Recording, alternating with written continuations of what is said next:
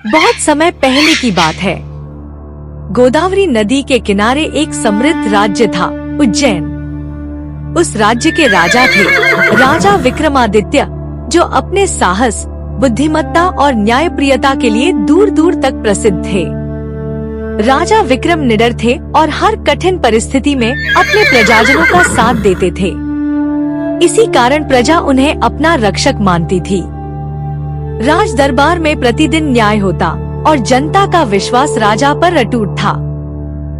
एक दिन जब राजा विक्रम अपने दरबार में न्याय कर रहे थे, अचानक एक अजनबी साधु वहां पहुंचा। जय हो महाराज विक्रमादित्य की। मैं आपके लिए एक भेंट लाया हूँ। भेंट? कहिए महात्मन, क्या लेकर आए हैं आप? साधु ने अपनी झोली से एक चमकता हुआ फल निकाला और राजा को अर्पित किया। महाराज, कृपया इसे स्वीकार करें। धन्यवाद महात्मन, इसे खजांची के पास रखवा दो। साधु झुककर प्रणाम करके चला गया। अगले ही दिन वही साधु फिर आया और फिर एक फल भेंट किया। ऐसे ही दिन बीतते गए। साधु रोज आता और एक फल देता। राजा विक्रम सोच में पड़ गए। ये साधु आखिर रोज रोज फल क्यों देता है? फिर भी उन्होंने कभी कुछ नहीं पूछा।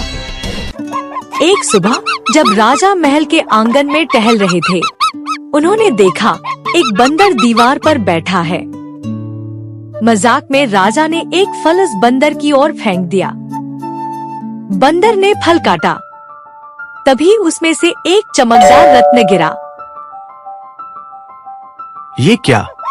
इसमें तो रत्न है। राजा ने तुरंत खजांची को आदेश दिया, मेरे सभी रखे फल तुरंत लाओ। फल सड़ चुके थे, पर जब उन्हें काटा गया, हर एक फल के भीतर कीमती रत्न निकले। राजा ने मुस्कुराकर कहा, इन रत्नों से राज्य के गरीबों की मदद की जाए। राजा ने सभी रत्न दान कर दिए और अब उस रहस्यमय साधु का इंतजार करने लगे। अगले दिन वह साधु फिर आया। उसके चेहरे पर रहस्यमय मुस्कान थी और हाथ में एक और फल। महात्मन, अब तो बताइए, आप ये फल क्यों देते हैं? बिना कारण उपहार स्वीकार करना उचित नहीं। महाराज, मैं एक आध्यात्मिक कार्य के लिए आया हूँ। मुझे एक बहादुर और सच्चे राजा की मदद चाहिए। यदि ये कार्य धर्म से जुड़ा है तो मैं अवश्य मदद करूंगा। अमावस्या की रात शहर से 20 कोस दूर शमशान में बरगद के पेड़ के नीचे मेरा इंतजार करना। राजा ने बिना झिझक हामी भर दी। वह नहीं जानते थे कि यह रात उनकी जीवन की सबसे रहस्यमय यात्रा बनने वाली है। अमावस्या की रात, चारों ओर अंधकार और सन्नाटा था। राजा विक्रम तलवार हाथ में लेकर निकल पड़े। जंगल के बीचों बीच श्मशान था, जहां हवा भी डरते हुए चल रही थी।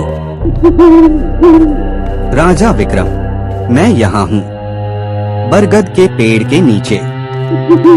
राजा पहुँचे तो साधु बोला, इस जंगल के दक्षिण में एक पुराने इमली के पेड़ पर एक शव उल्टा लटका है। उसे मेरे पास ले आओ। जैसा आदेश महात्मन। राजा बिना समय गवाए उस पेड़ की ओर बढ़े। पेड़ पर सचमुच एक शव उल्टा लटक रहा था। राजा ने तलवार से रस्सी काटी और तभी शव जोर से हंसा। राजा विक्रम, तुम बहुत साहसी हो। तुम कौन हो? मैं हूँ बेताल। और तुम मुझे कहाँ ले जा रहे हो? एक साधु ने मुझसे कहा है कि तुम्हें उसके पास ले जाओ। राजा ने बेताल को कंधे पर उठाया और चलने लगे।